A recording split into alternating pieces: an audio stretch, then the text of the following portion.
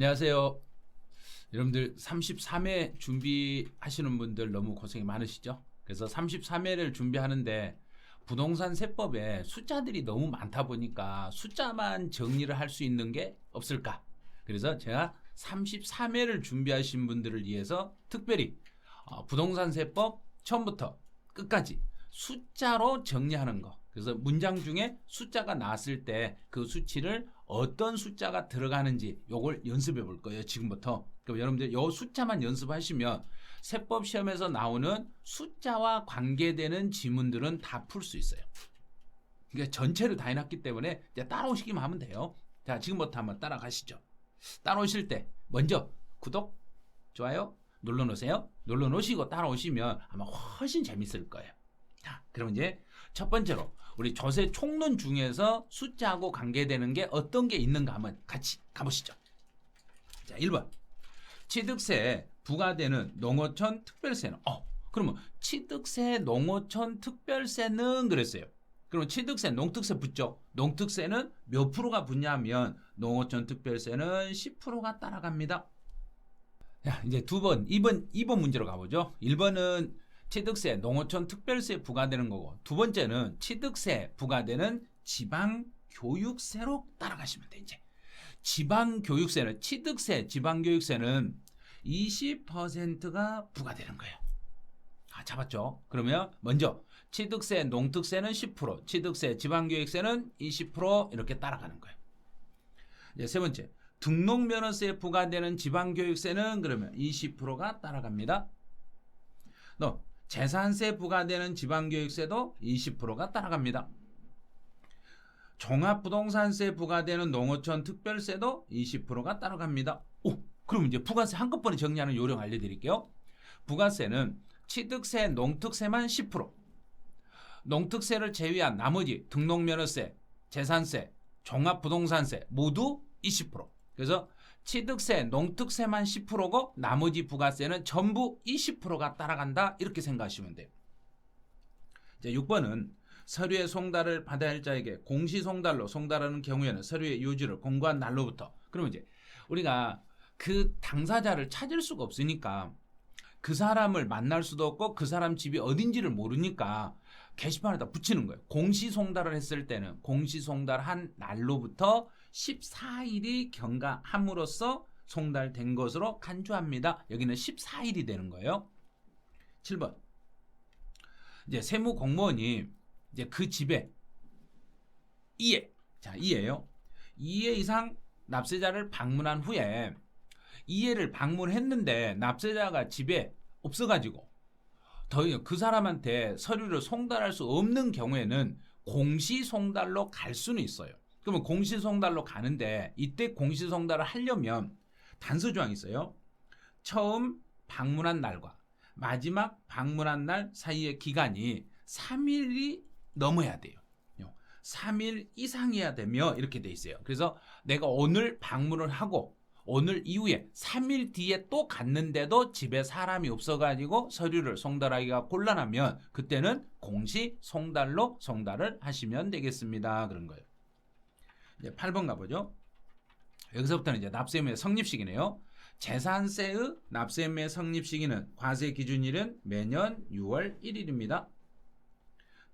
이제 9번.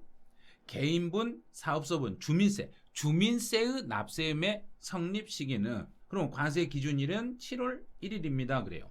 그래서 재산세는 6월 1일이 기준이 되고 주민세는 7월 1일이 기준이 되겠습니다. 이제 10번으로 가보죠. 10번은 자동차세에 대한 납세의무의 성립 시기를 찾아보는 거예요. 자동차세. 자동차. 알죠? 자동차. 너하고 나하고는 친해. 너하고 나하고는 오늘부터 1일이야. 그래서 1일 이렇게 잡으라 했잖아요. 그래서 자동차는 납기가 있는 달에 1일이 성립 시기가 되는 거죠. 종합부동산세는 재산세하고 동일하게 매년 6월 1일이 과세 기준일이 돼요. 그 다음에 12번부터 이제 가산세 문제네요. 납세의무자가 법정 신고 기한에 따라 산출한 세액을 신고하지 않았다. 무신고네요. 무신고. 그러면 20%. 사기. 앞에가 사기. 부정한 행위가 있으면 40%. 네, 적게 신고했다. 과소신고네요. 과소신고는 10%. 자, 그러면 이제 가산세 연습 다시 한번 해볼게요. 가산세라는 것은 아예 신고 안 했을 때는 20%, 과소신고하면 10%, 부정하게 사기치다 걸리면 40%의 가산세를 물으시면 돼요. 이제 15번부터는 제척 기간에 대한 설명이네요. 제척이라는 것은 정부가 세금을 부과하기 위하여 일정한 시간 동안 내 자료를 뒤져가지고 뒤지는 시간이에요. 뒤지는 시간. 그래서 뒤척기간이라 하는 거예요. 제척기간을 뒤척기간이라 하는데 납세자가 사기나 그 밖에 사기 났네?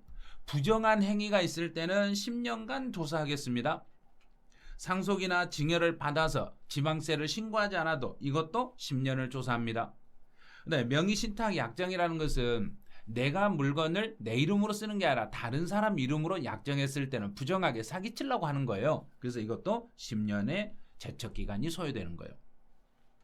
네, 8번은 신고서를 제출하지 않았습니다. 그럼 무신고네요. 무신고했을 때는 7년간 조사를 해주시면 돼요.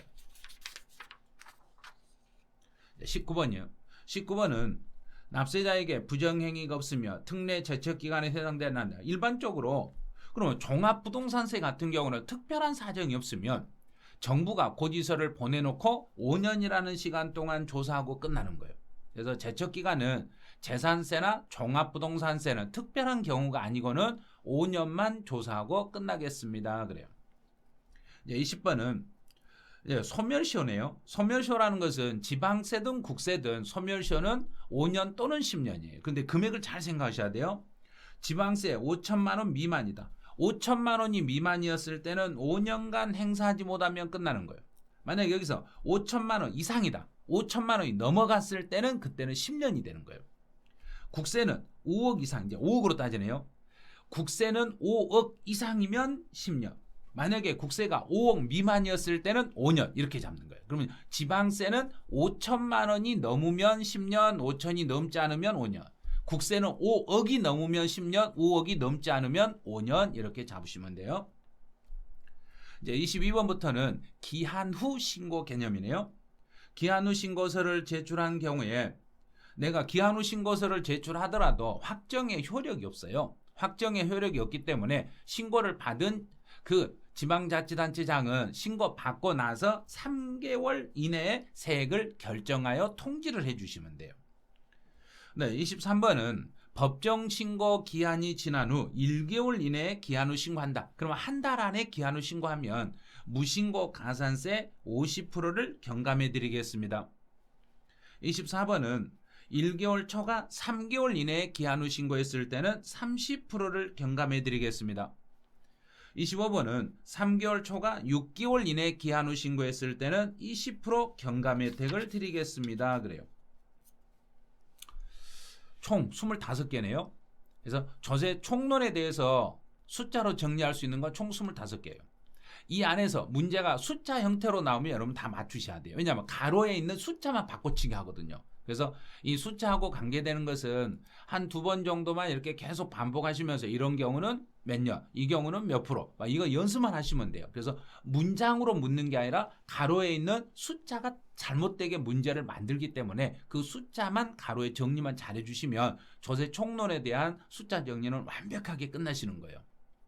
그래서 여기까지 이제 숫자 정리를 조세 총론 해보니까 선생님 조세 총론만 하면 안 되겠는데요? 왜요?